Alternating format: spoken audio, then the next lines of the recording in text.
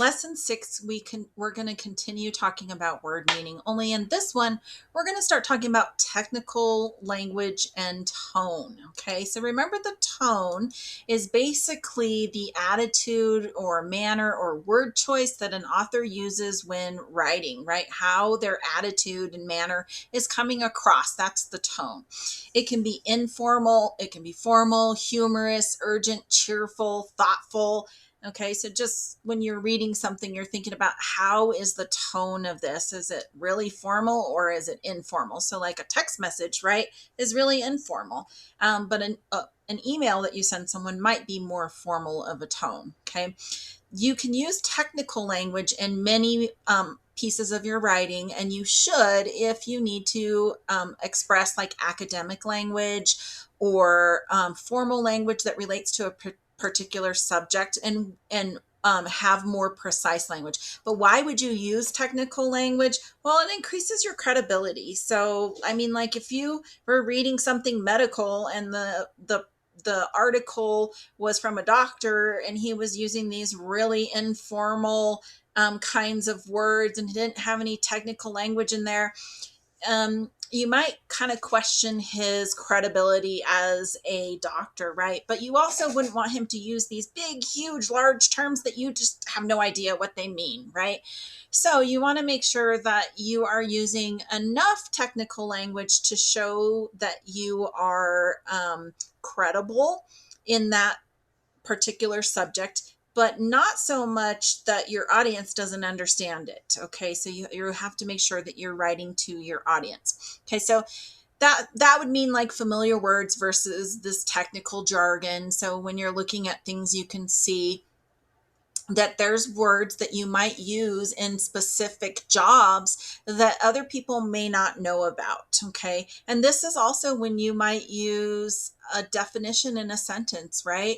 So if you were giving one of these words, you would probably say the word and then make a comma and give the definition and then comma, and then finish your sentence, or have the definition in another sentence around it, like context clues, right? You would use context clues to determine what that word really means. Okay, so we're going to watch a really short video on what technical writing really is, so that you can understand the difference between like technical writing and just regular familiar words that you would use when writing different to different audiences.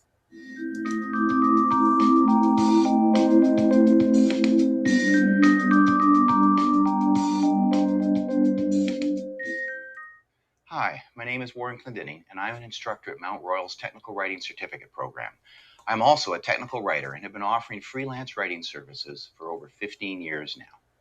Technical writing is an exciting area in the field of communications that offers diverse and challenging opportunities to make a real difference in people's lives.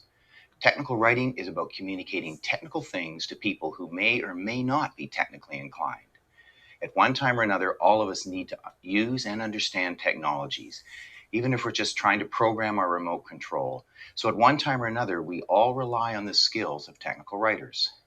Technical writing is first and foremost about our readers, who they are, what they're trying to do, and what they need to know to succeed. Then we need to understand the technology we are writing about in sufficient detail to describe or explain it to our readers. Finally, we need to deliver a clear and concise communication that addresses the specific needs of our readers, nothing more and nothing less.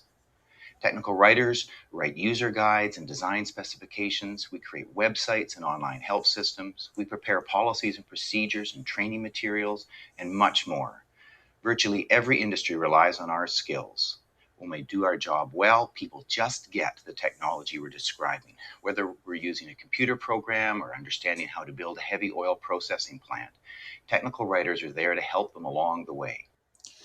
So you more than likely will not be writing really technical items like what he talked about in the video, but you can see where sometimes when you get some kind of a user manual, or even at school on the website, when you have someone that's trying to give you help or describe how to do something or how to use a feature, that sometimes they will use technical language and they have to define that for you somewhere, or make sure that within the context of the sentence or in the context of the paragraph or whatever it is that they're writing, that you understand what they're talking about. And you will have that same task when you are completing some of the assignments in language arts. You may be talking about things, especially in your first essay is an explanatory essay.